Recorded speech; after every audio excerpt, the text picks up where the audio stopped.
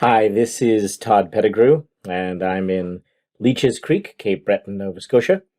And today I'm reading Chapter 17 of Emily Climb's If a Body Kiss a Body. It was 10:30, and Emily realized with a sigh that she must go to bed. When she had come in at 9:30 from Alice Kennedy's thimble party, she had asked permission of Aunt Ruth to sit up an hour later to do some special studying. Aunt Ruth had consented reluctantly and suspiciously, and had gone to bed herself with sundry warnings regarding candles and matches. Emily had studied diligently for 45 minutes and written poetry for 15.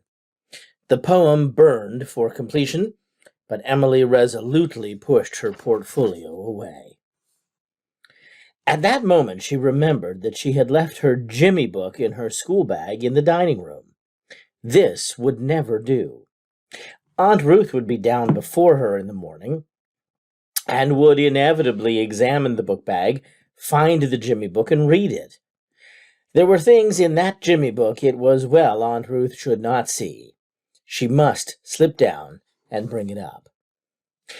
Very quietly she opened her door and tiptoed downstairs in anguish at every creaking step. Aunt Ruth, who slept in the big front bedroom at the other end of the hall, would surely hear those creaks. They were enough to waken the dead. They did not waken Aunt Ruth, however, and Emily reached the dining room, found her book bag, and was just going to return when she happened to glance at the mantelpiece. There, propped up against the clock, was a letter for her, which had evidently come in the evening mail. A nice thin letter with the address of a magazine in the corner. Emily set her candle on the table, tore open the letter, found the acceptance of a poem and a check for $3. Acceptances, especially acceptances with check, were still such rare occurrences with our Emily that they always made her a little crazy. She forgot Aunt Ruth. She forgot that it was nearing 11 o'clock. She stood there entranced, reading over and over the brief editorial note. Brief, but oh, how sweet! Your charming poem. We would like to see more of your work. Oh, yes, indeed, they should see more of it. Emily turned with a start. Was that a tap at the door? No, at the window. Who? What? The next moment she was aware that Perry was standing on the side veranda, grinning at her through the window. She was at it in a flash, and without pausing to think, still in the exhilaration of her acceptance, she slipped the catch and pushed the window up. She knew where Perry had been, and was dying to know how he had got along.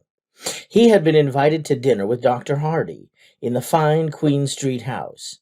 This was considered a great honor, and very few students ever received it. Perry owed the invitation to his brilliant speech at the inter-school debate. Dr. Hardy had heard it and decided that here was a coming man. Perry had been enormously proud of the invitation and had bragged of it to Teddy and Emily, not to Ilse, who had not yet forgiven him for his tactlessness on the night of the debate. Emily had been pleased, but had warned Perry that he would need to watch his step at Dr. Hardy's. She felt some qualms in regard to his etiquette, but Perry had felt none. He would be all right, he loftily declared. Perry perched himself on the windowsill, and Emily sat down on the corner of the sofa, reminding herself that it could only be for a minute. "Saw the light in the window as I went past," said Perry.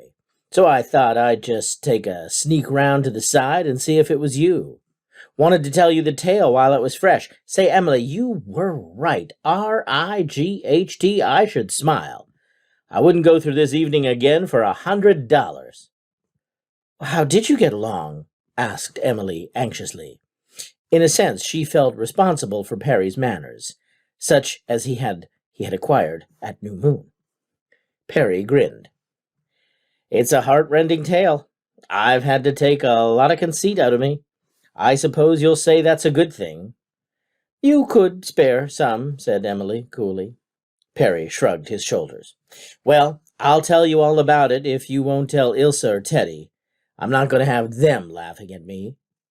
I went to Queen Street at the proper time. I remembered all you'd said about boots and tie and nails and handkerchief, and I was all right outside. When I got to the house, my troubles began. It was so big and splendid.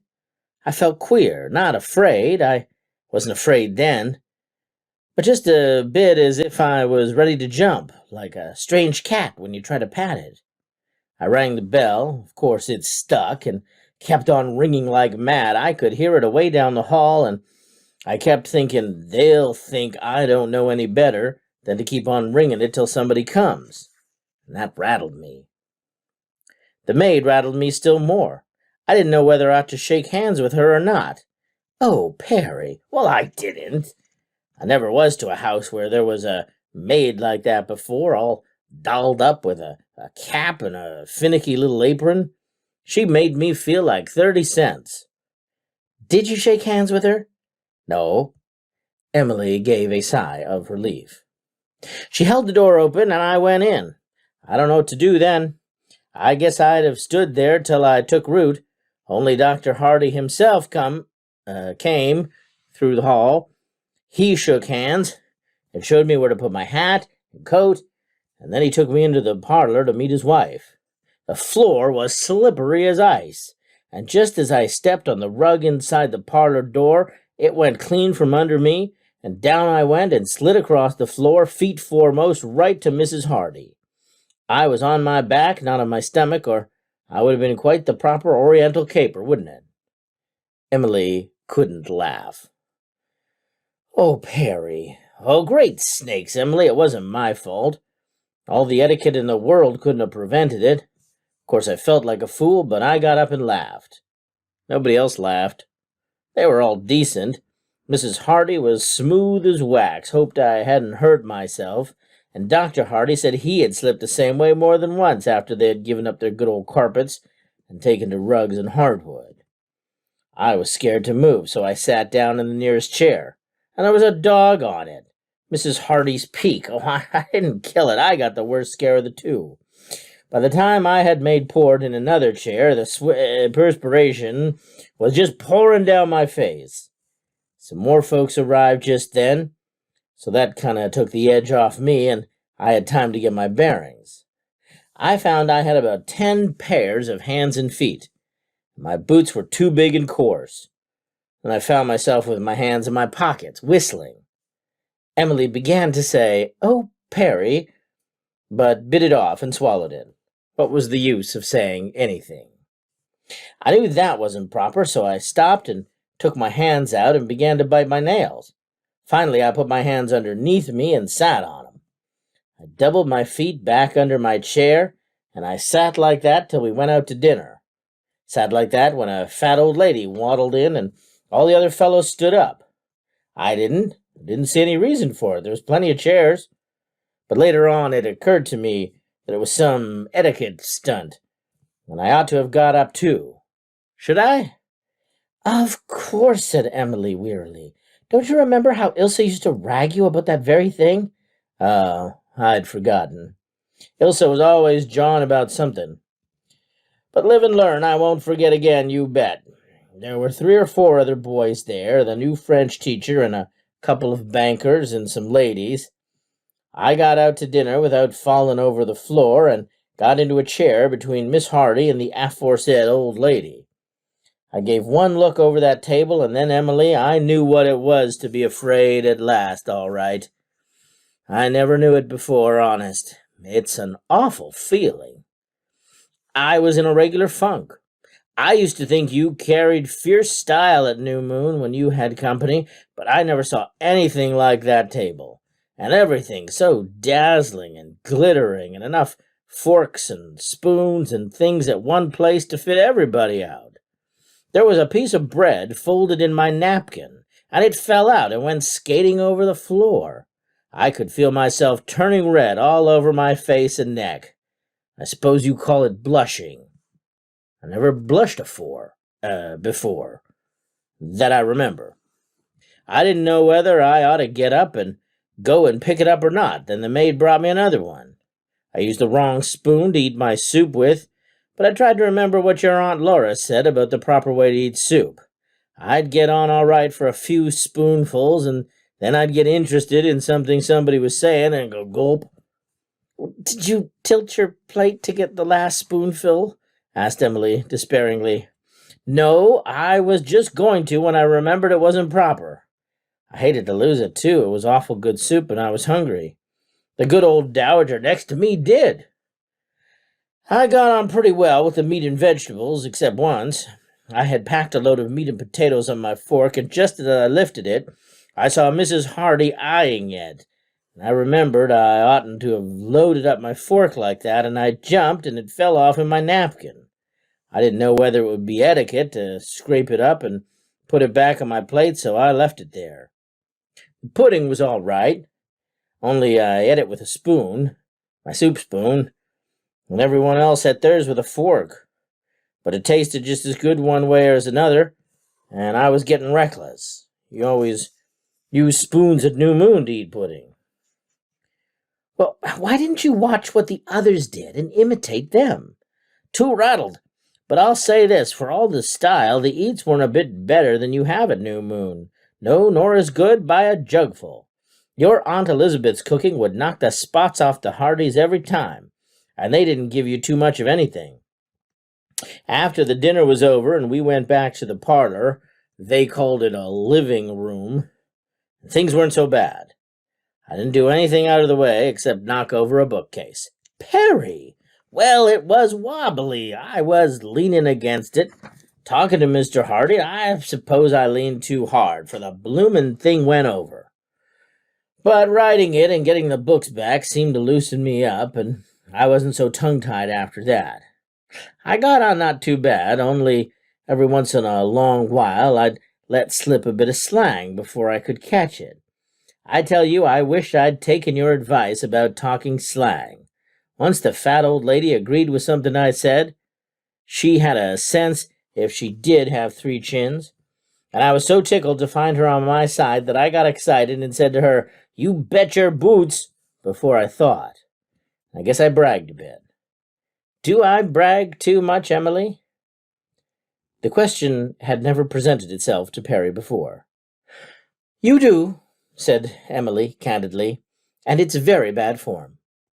Well, I felt kind of cheap after I'd done it. I guess I've got an awful lot to learn yet, Emily. I'm going to buy a book on etiquette and learn it off by heart. No more evenings like this for me. But it was better at the last. Jim Hardy took me off to the den, and we played checkers, and I licked him dizzy. Nothing wrong with my checker etiquette, I tell you. And Mrs. Hardy said my speech at the debate was the best she had ever heard for a boy my age, and she wanted to know what I meant to go in for. She's a great little dame, and has the social end of things down fine. That is one reason I want you to marry me when the time comes. Emily, I've got to have a wife with brains. Don't talk nonsense, Perry, said Emily haughtily. 'Tisn't nonsense, said Perry stubbornly, and it's time we settled something. You needn't turn up your nose at me because you're a Murray. I'll be worth marrying some day, even for a Murray. Come, put me out of my misery. Emily rose disdainfully. She had her dreams, as all girls have, the rose-red one of love among them. But Perry Miller had no share in those dreams. I'm not a Murray, and I'm going upstairs. Good night. Wait half a second, said Perry with a grin. When the clock strikes 11, I'm going to kiss you. Emily did not for a moment believe that Perry had the slightest notion of doing anything of the kind, which was foolish of her, for Perry had a habit of always doing what he said and that he was going to do. But then he had never been sentimental. She ignored his remark, but lingered a moment to ask another question about the Hardy dinner. Perry did not answer the question. The clock began to strike 11 as she asked it. He flung his legs over the window-sill and stepped into the room. Emily realized too late that he meant what he said. She only had time to duck her head and Perry's hearty, energetic smack, there was nothing subtle about Perry's kisses, fell on her ear instead of her cheek. At the very moment Perry kissed her, and before her indignant protest could rush to her lips, two things happened. A gust of wind swept in from the veranda and blew the little candle out, and the dining room door opened, and Aunt Ruth appeared in the doorway, robed in a pink flannel nightgown, and carrying another candle, the light of which struck upwards with gruesome effect on her set face with its halo of crimping pins. This is one of the places where a conscientious biographer feels that, in the good old phrase, her pen cannot do justice to the scene. Emily and Perry stood as if turned to stone. So for a moment did Aunt Ruth. Aunt Ruth had expected to find Emily there, writing as she had done one night a month previously, when Emily had had an inspiration at bedtime, and had slipped down to the warm dining room to jot it down in a Jimmy book. But this! I must admit, it did look bad. Really, I think we can hardly blame Aunt Ruth for righteous indignation. Aunt Ruth looked at the unlucky pair. "What are you doing here?" she asked Perry. Stovepipe Town made a mistake. "Oh, looking for a round square," said Perry offhandedly, his eyes suddenly becoming limpid with mischief and lawless roguery. Perry's impudence, Aunt Ruth called it that, and really I think he was impudent, naturally made a bad matter worse. Aunt Ruth turned to Emily. "Perhaps you can explain how you came to be here, at this hour, kissing this fellow in the dark." Emily flinched from the crude vulgarity of the question, as if Aunt Ruth had struck her. She forgot how much appearances justified Aunt Ruth, and let a perverse spirit enter into her and possess her. She lifted her head haughtily. "I have no explanation to give to such a question, Aunt Ruth. I didn't think you would have."